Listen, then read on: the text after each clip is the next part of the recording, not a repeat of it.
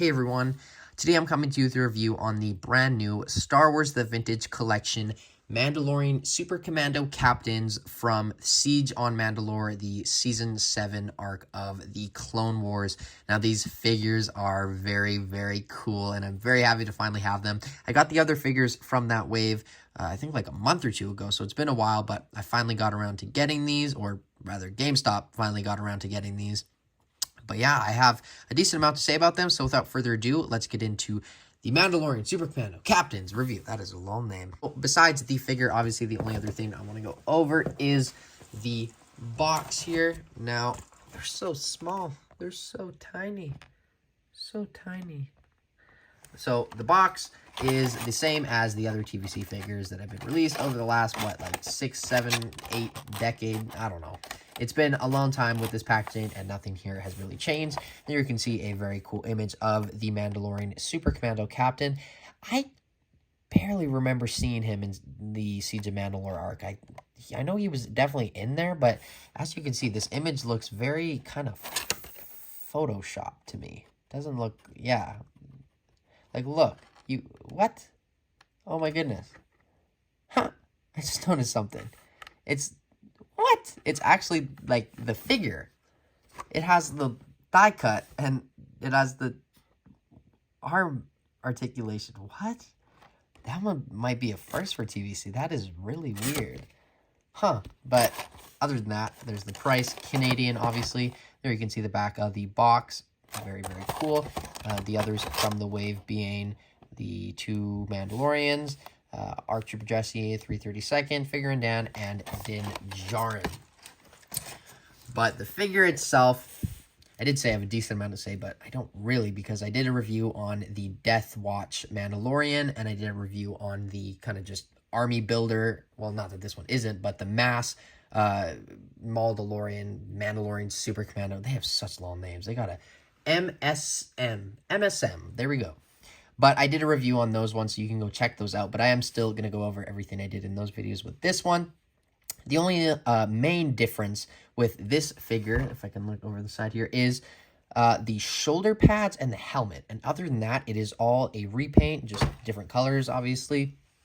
But hey, I honestly love this design even more than the other one. Even though that one is certainly awesome, this is just more recognizable to me, especially because we did get this in Black Series. Now, I do have two here. The only accessories they are included with are their two pistols and one rifle. Each of them comes with a pair of those and one rifle. It's funny to me because this is kind of just the same size as a normal Black Series pistol, but hey, that's TVC for you. Now, he does have a holster, obviously, compared to the other ones. They also have that as well. But the rest of the figure is pretty self-explanatory. It has just this interesting color for the kind of jumpsuit, grays going around, then just red knee pads, and then a little bit of treads on the feet there, and then a little bit of damage on the torso here, which they do this with all their figures, whether it's, you know, clones, Mandalorians, whatever, but I would honestly prefer if they could just come without this, because if I want to army build them, I'm looking at the clone over here, and it has it too. It has like the same damage as the next one. So if, let's say I were to get 8 of these, I'm not going to, but let's say I did. They all got hit in that exact same spot. They all have that exact same scar. It kind of takes me out of the army building, but that's a very, very minor nitpick, and that goes with most army builders nowadays. But the helmet sculpt is what I really want to focus on here. This is awesome. It is a new sculpt, all new, no reuse from this. The horns are very nice, very dull, which is fine because, you know, this is on paper a kid's toy. I know, calm down. I know you're getting mad that I said that, but let's be honest, it is meant for kids, even though I doubt a lot of kids collect these. But the horns there look very, very good. Just not sharp compared to the Mandalorian one from the Black Series. Very, very sharp on those. Ow, ow, ow. And then the jetpack does come off. There you can see the peg there. That's what the back looks like too. Red carries over. A little bit of straps there. And then the other difference on this figure is he does have spikes on his shoulder pads. But other than that, really isn't too much more to go over here. So without further ado, let's get into his articulation.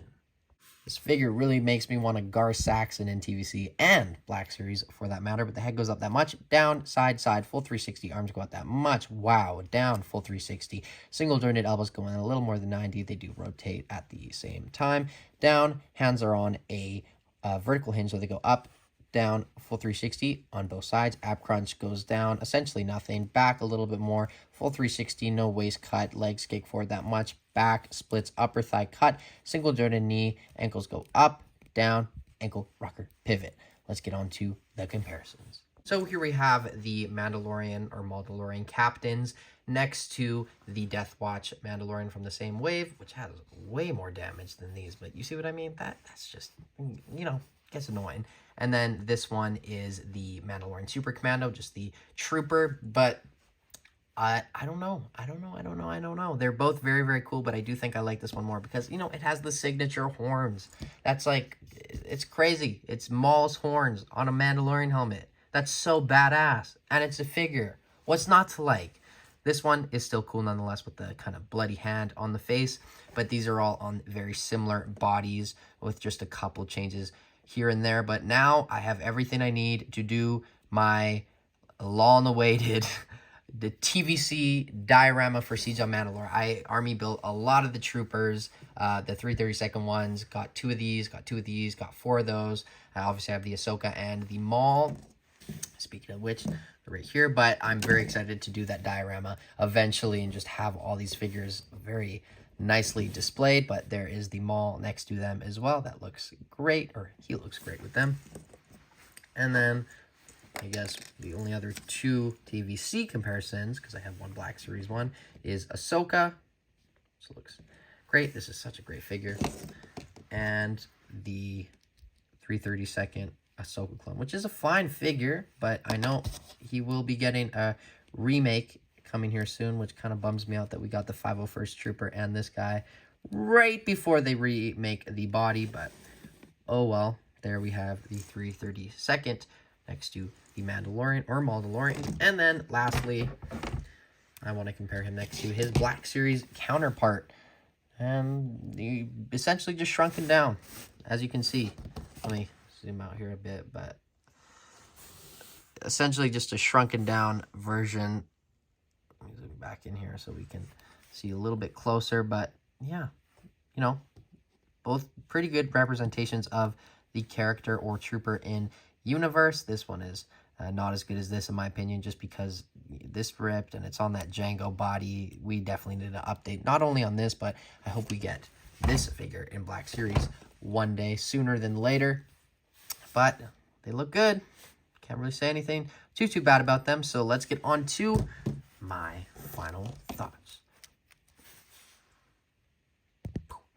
So overall, these figures are kind of self-explanatory. They're awesome. They really are awesome. And it's just a great time in TVC collecting just because of things like this. We got such a sick wave here. If I had to rank this wave, which, let me look at the back here. I don't have all the figures out, but let me rank it. I think my favorite, let me be honest here.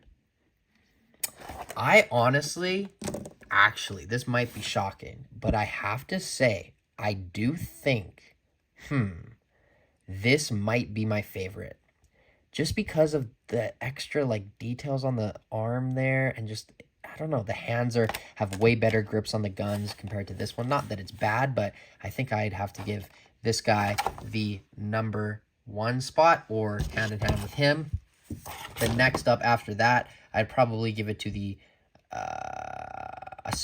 Arc Trooper, and then I'd give it to the Ahsoka clone, then the Arc Trooper, then I'd give it to the Din Djarin, and then the figurine. No, I'd give it to the figurine and then the Din Djarin. They're both fine, but, you know, Clone Wars! Love the Clone Wars!